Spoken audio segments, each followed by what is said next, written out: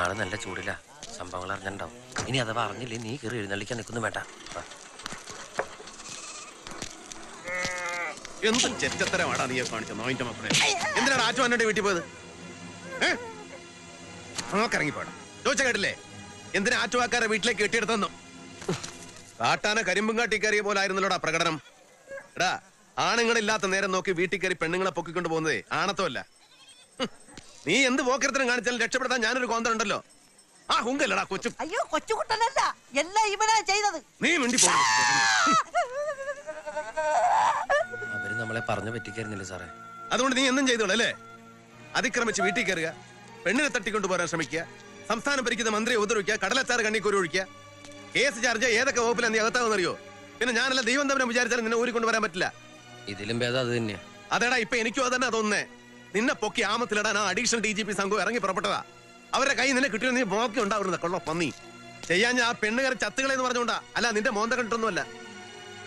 ഒരു കാര്യം ഞാൻ പറഞ്ഞേക്കാം, എന്റെ ബലത്തിലാണ് നിന്റെ ഈ തോന്നിയാസക്കളിയെങ്കിലേ ഇനി മുതൽ അത് വേണ്ട. കമ്മീഷൻ തൊപ്പി നമ്മൾ രണ്ടാളും കൂടെ ഷെയർ ചെയ്യണ്ട, അത് ഞാൻ തന്നെ ചുമന്നോളാം.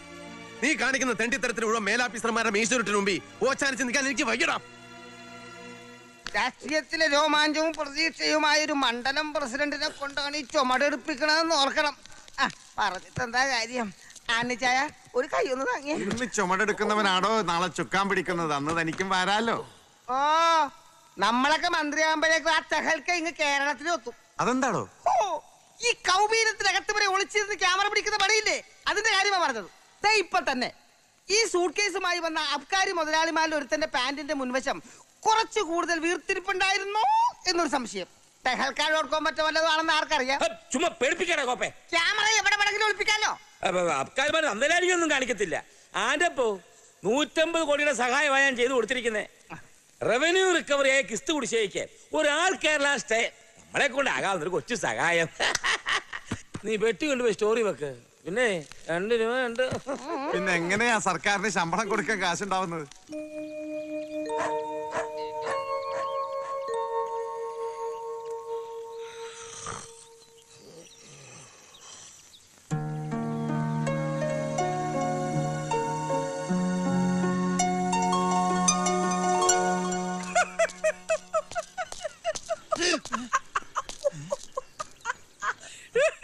സാമൻ എന്ത് പറ്റി?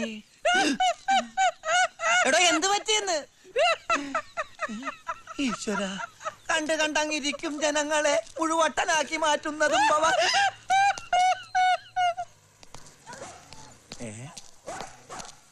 നേരെ ഒരുപാടായി, ഇതുവരെ റെഡിയായില്ലേ? സാറേ, എന്താണ് മുഖം വല്ലാതിരിക്കുന്നത്? സുഖയില്ലേ? കർത്താവേ, പുറത്ത് സാമിനും പട്ട്, അകത്ത് സാറിനും പട്ട്. ഇന്നലെ ഒറ്റ രാത്രി കൊണ്ട് ഇവിടെ എന്ത് സംഭവിച്ചു? അയ്യോ സാറേ, നമുക്ക് ആശുപത്രി, നമുക്ക് ആഫീസിൽ പോണ്ടേ? ഞാനൊന്നും വരുന്നില്ല, നീ വയ്ക്കോ. എന്തു പറ്റി? കാരണം ഞാൻ നിന്നെ ബോധിപ്പിക്കണോ? നീ ആരാ എന്റെ മേലധികാരിയോ? ഞാൻ ചായ എടുത്തിട്ട് വരാം.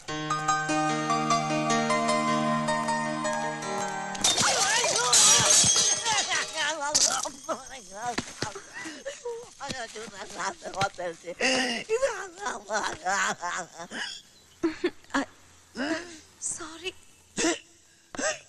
അപ്പൊ ഇതായിരുന്നല്ലേ കാര്യം?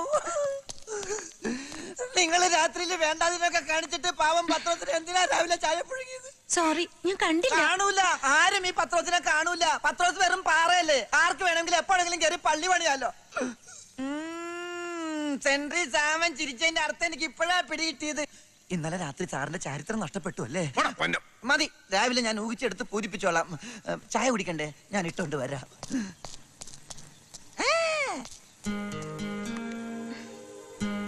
എന്തിനിങ്ങനെ ടെൻഷൻ അടിച്ചിരിക്കുന്നേ?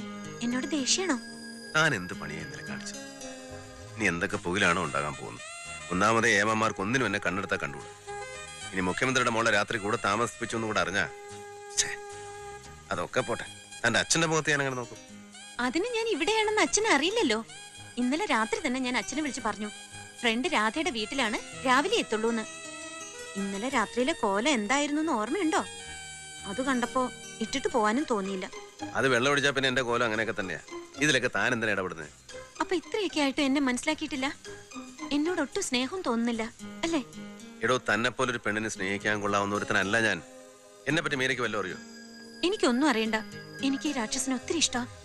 അതുകൊണ്ട് തന്നെ മറ്റൊന്നും എനിക്ക് അറിയണ്ട. അല്ല, മീരെ അറിയണം.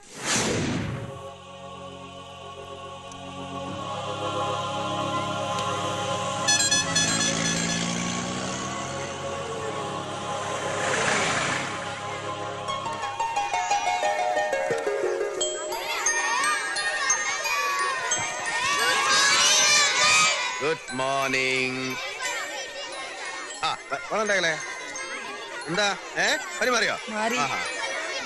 ആ ഓളെന്താ കഴിച്ചു രാവിലെ? നീടാ നീ എന്താ കഴിച്ചു? ആ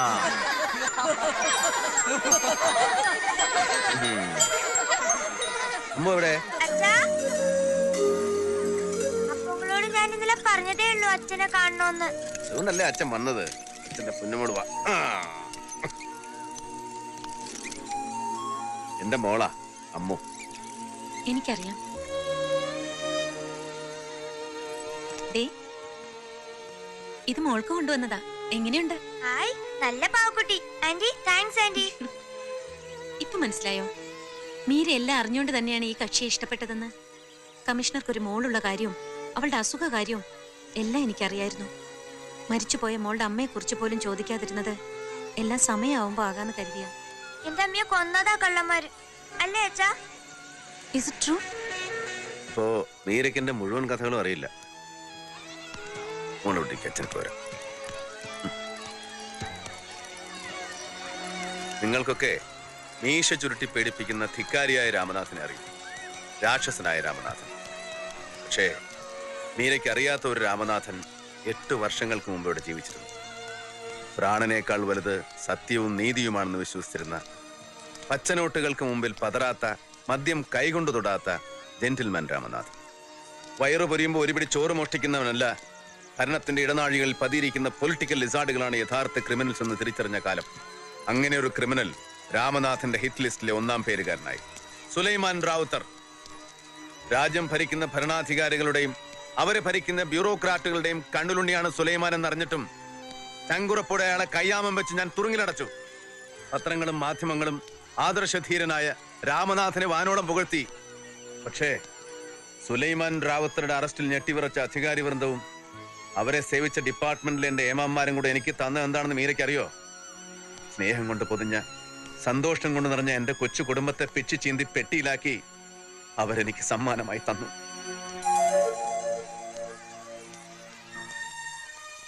രാത്രി ഇരുട്ടിന്റെ മറവിൽ മാരകായുധങ്ങളുമായി വന്ന സുലൈമാന്റെ ഗുണ്ടകൾ എന്നെ ചതിച്ചു വീഴ്ത്തി. എന്റെ കൺമുമ്പിലിട്ടവർ എന്റെ മായെ കൊന്നു. 2 വയസ്സുണ്ടായിരുന്ന എന്റെ അമ്മമോളെ പോലും ഒരു വെറുതെ വിട്ടില്ല. ചവിട്ടേറ്റ് നടുവ് തറന്ന എന്റെ കുഞ്ഞ് അച്ഛന്റെ ആത്മാർത്ഥതയ്ക്കുള്ള ജീവിച്ചിരിക്കുന്ന രക്തസാക്ഷിയായി. ശരീരം മുഴുവൻ ഒടിഞ്ഞു തൂങ്ങിയ അസ്ഥിയുമായി കിടന്ന എന്നെ മരണം പോലും ഉപേക്ഷിച്ചു. നീനക്കറിയോ, ജീവനുമായി മല്ലിട്ട് ഞാൻ ആശുപത്രി കിടന്നപ്പോ എന്നെ തിരിഞ്ഞു നോക്കാൻ ഒരു നായിന്റെ മക്കളും ഉണ്ടായില്ല. നിയമം നടത്താൻ ജീവൻ പണയം വെച്ച പോലീസ് ഉദ്യോഗസ്ഥന്റെ ചികിത്സയ്ക്കായി ഒരു നയാ പൈസ പോലും ഡിപ്പാർട്ട്മെന്റിലെ തണ്ടികൾ ചെലവാക്കിയില്ല. എന്റെ മരണസമയം നോക്കിയിരുന്ന അവർക്ക് തെറ്റിപ്പോയി. ഒരു ഫീനിക്സ് പക്ഷിയെ പോലെ രാമനാഥൻ ഉണർത്തെഴുന്നേറ്റു. എന്റെ മായയെ കൊന്ന, എന്റെ കുഞ്ഞിന്റെ ജന്മം നശിപ്പിച്ച 3 പേരെ ഞാൻ വകവരുത്തി, നിയമത്തിന്റെ ഒരു പഴുതു പോലും ഇല്ലാതെ. ഇനി ഒരുത്തനെ കൂടെ എനിക്ക് കിട്ടണം. കിട്ടും. വിഷമിക്കാതിരിക്കൂ. വീണ്ടും ഇതെല്ലാം ഓർമ്മിച്ചത് ഞാൻ കാരണമല്ലേ? സോറി. എന്തൊക്കെയോ മനസ്സിൽ അടക്കി വെച്ചിട്ടുണ്ടെന്ന് എനിക്കറിയായിരുന്നു. പക്ഷെ അത് ഇങ്ങനത്തെ ഒരു കഥയായിരുന്നു എന്ന് ഞാൻ അറിഞ്ഞിരുന്നില്ല. സത്യം പറയട്ടെ, ഇന്നലെ തോന്നിയ എന്റെ 100 ഇരട്ടി ഞാൻ ഇന്ന് ഈ രാക്ഷസനെ ഇഷ്ടപ്പെടുന്നു. ചായ. ചായ കുടി. രാമേട്ടന്റെ കഥ കേട്ടപ്പോ വിഷമം തോന്നിയല്ലേ? ചായ കുടിക്കേ. മുഖ്യമന്ത്രിയുടെ മോളല്ലേ?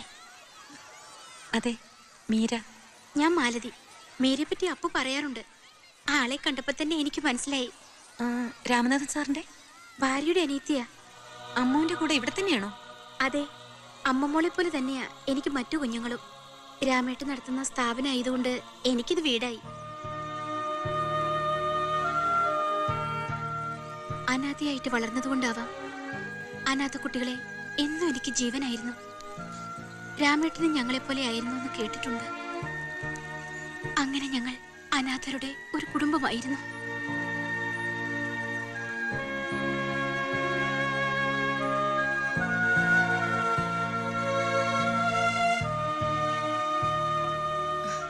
ഈ അനാഥാലയങ്ങളെല്ലാം നിങ്ങൾ നടത്തുന്നതാണോ?